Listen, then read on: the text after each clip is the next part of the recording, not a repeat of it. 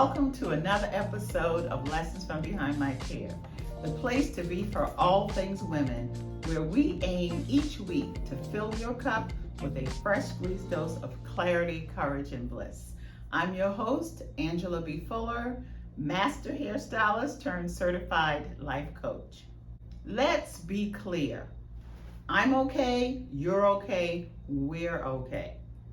Okay? This is the episode for this is the topic for today's episode. But before we jump in, let's get a little housekeeping out of the way. Okay, so if you are watching on YouTube, please hit subscribe and ring that bell so that you can be notified when the next episode drops, because we do drop every Sunday at 8 a.m. And if you're listening on iTunes or Spotify, then leave a comment. Oh, not a comment, but rate us 5-star, please, and leave a review. That would really help the show out. Now, but before we jump into our juicy topic, I've got an icebreaker for you. I'm going to ask a question. I'm going to choose it right here. And what I'd like to know is, let's see what this thing reads, because it's always something that we need an answer to. And the question today is, do you ever find yourself comparing your beginning to someone else's middle or end? Now, if that's you, you know the word. You need to say ouch. I'll go first. Ouch. And a prime example of that is when I had decided to release all chemicals from my hair. For years, I wore a chemical, a relaxer. I wore my hair, you're not gonna believe this, I wore my hair jet black. I mean, if you all are familiar out in the hair world about a color called Bigen, you know they have a color that's blacker than black, blacker than blue black. And I wore it relaxed and I wore it spiky. And so what I noticed was that I was starting to get a little thin on the top. And I know you guys know what I'm talking about, because anybody who's 40 plus, 50 and older, we know after a while that hair starts to thin on the top. And so I noticed my hair started to thin. But I also noticed that that black color was just no longer working for me. And so I said, well, I'm going to go lighter, because I've been told that as we mature, we want to keep our hair short, but we also want to lighten our hair. It helps for the complexion, helps the skin to look more radiant. And of course, I wanted to kind of mute out the low salt that was coming in. And so when I went through the process of cutting all the relaxer out of my hair, and I started with just my little bit of new growth.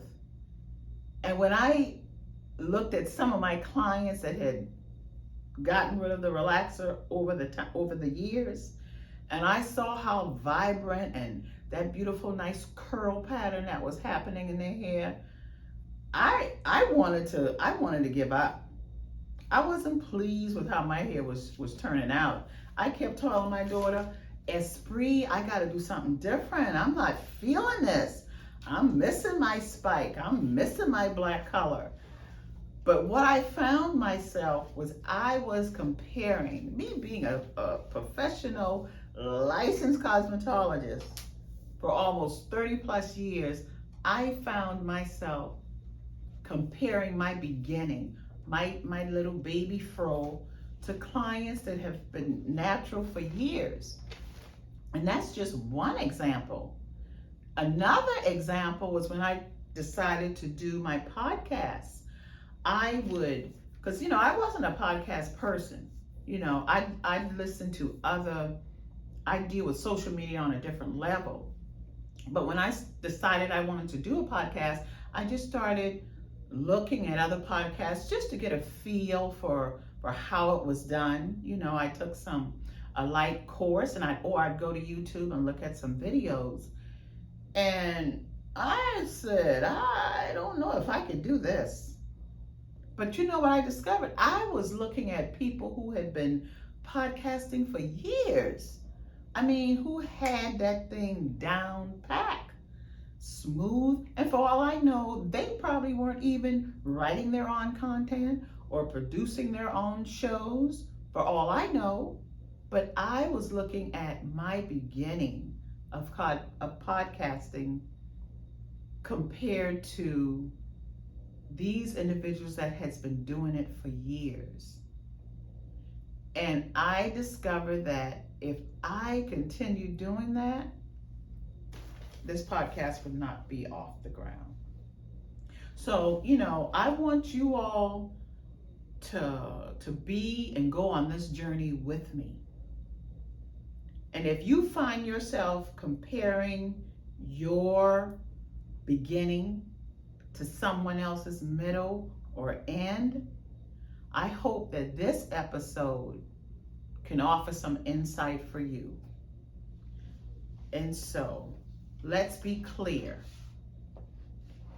I'm okay, you're okay, we're okay. So let's see what that looks like. Let's see what being okay looks like, because it's all mental.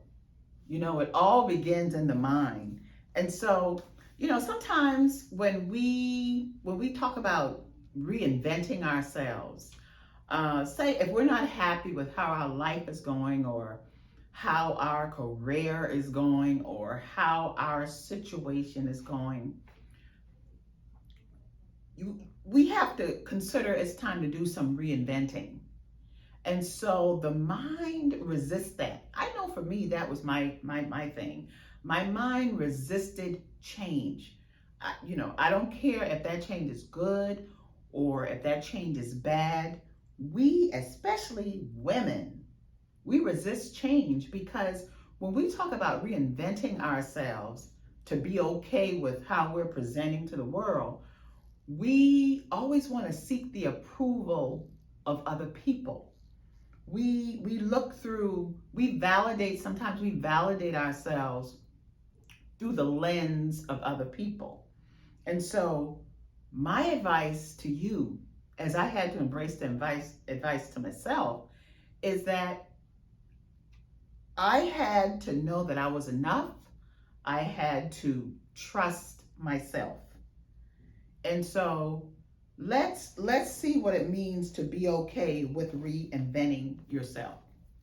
Okay, first of all, let's understand that it takes time. When I look back at who I was 20 years ago, 10 years ago,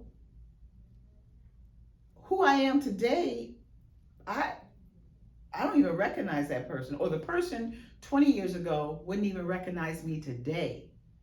And so I had to learn that and embrace the fact that change takes time. And when we talk about trying to be different or be okay with who we are, where we are, and how we're showing up in the world, listen, we can't just throw away everything that we gain, or that we learn, or that we experience along the way. I think sometimes we think to reinvent ourselves, we have to throw away the baby with the bathwater. And we can't do that, because every experience that we went through, every encounter we had, good, bad, or indifferent, it kind of helped us to be who we are today. What I did was I carried with me what was useful, and I just discarded what wasn't. That's what worked for me. I want to hear from you. What helped you when you decided that you wanted to be different? When you weren't okay with how you were showing up? What are some of the things that you did? Let me know. If you're watching on YouTube, just put in the comments some of the things that you did to reinvent yourself. Tell me some of the things that you kept, some of the things that you threw away, and let me know how that worked for you. I remember before I started beauty school, I worked at a an insurance company in a cubicle, 9 to 5, no weekends, no nights. And I thought I was on top of the world. And I decided, oh no, this is not me. I've got to do something different. And so I went to beauty school, and it took, I think it was about 9 months to go through that process of learning something entirely different. And here's the thing, even after beauty school, when I started working in the salon, let me say, right now, hey, I'm just saying what they say. My clients say they can recognize my cut anywhere on anybody's head. And I appreciate that. But when I got out of beauty school and I took a few hair cutting classes, and I had a client, and I sat that woman down and I called myself cutting her hair. Man, the people in the salon were looking at me, my coworkers were looking at me saying, what in the world is she doing? By the time I was finished, it looked like I had 3 or 4 different haircuts on my client's head. That was humiliating. That was humiliating for me. And I vowed then, this will not happen again. And so I started taking classes, I started practicing on mannequin, and then I came to realize that it takes time. Now, when I look back,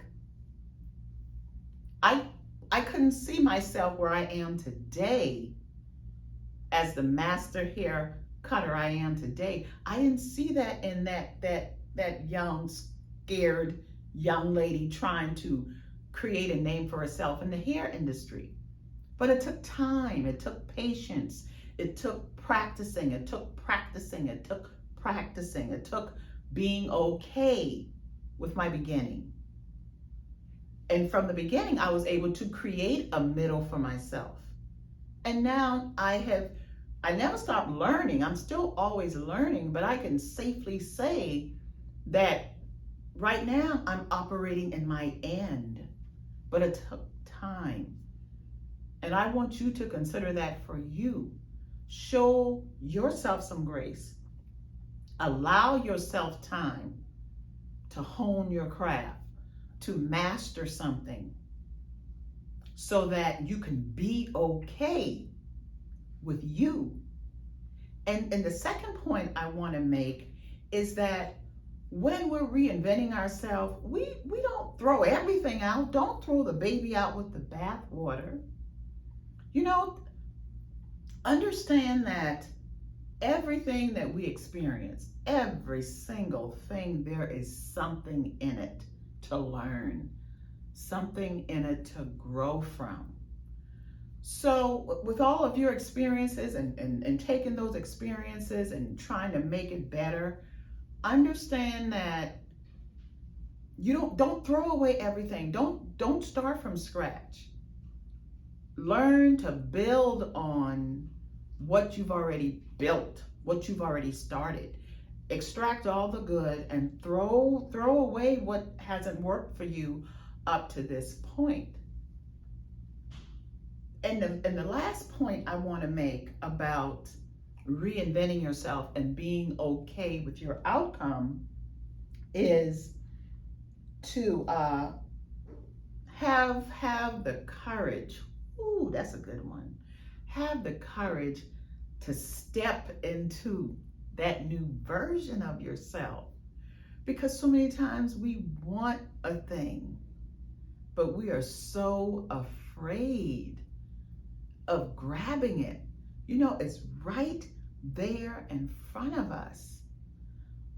But fear keeps us from being okay with grabbing it. Because again, we're questioning, are we deserving of it? We're questioning how other people are going to view it. But if we remember the topic of this episode, it's I'm okay. I'm okay with me. You're okay with you. And that allows us to be okay with each other. Because what we have to understand is that all of us have gifts. All of us have individual gifts. And even within those individual gifts, some of us have similar gifts, but yet still we put our own spin on it. And when we do that, everybody wins. And so I want to encourage you to win. I want you to know that it's okay to reinvent yourself. It's okay to allow yourself grace. It's okay to start over. I can't even begin to tell you how many times I had to take all the takes that I took in filming this podcast. You would not believe, I thought this thing was going to be a walk in the park, but it's not. But I'm okay with the process. I'm okay with the time it's going to take. I'm okay with holding on to the good that I'm learning as I go and discard what's not working for me. And I'm certainly okay with giving myself the courage to believe that I deserve it, to walk in that greatness. That was a little scary to say, but it's okay to walk into your greatness. And in the end, we all are okay. You got that? Okay? Woo! Hey, I know that was a lot, and I'm not gonna bend your ears or wear out my welcome, but I really would like to keep our conversation going, and you can do that by, hitting subscribe and keep the conversation going. Any comments that you may have, drop your comments and kind of exchange with each other what you're feeling about the whole episode. Also, I've got something I'm working on for my 3rd episode, and I'm so excited about it. So you can get an idea of what that's going to be like. Just follow me on Instagram at Angela B. Fuller. You can also find me on Facebook under Angela B. Fuller, and also don't forget my website, angelabfuller.com. And so, let's connect again. My next episode will drop on Sunday. It's every week. And I'm just looking forward to continuing the conversation. And also, if you know anybody that might benefit from the discussion that we just had, the conversations that we just had, please share it out with them. It takes more than one to build this thing, and I'm really counting on you all to help me build it. So until next time, know that I believe in you, know that you got this, know that you're okay. Okay? Bye! Mwah.